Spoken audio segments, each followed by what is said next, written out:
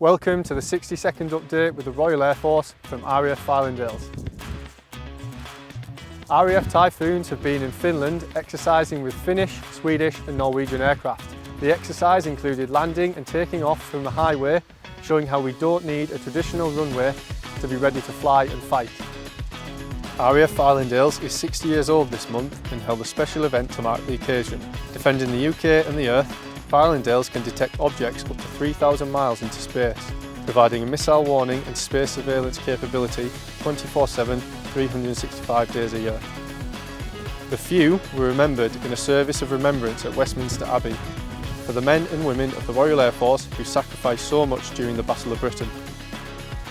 A parade at Royal Air Force Shawbury celebrated the graduation of helicopter aircrew from No. 1 Flying Training School, including 11 from the German Armed Forces.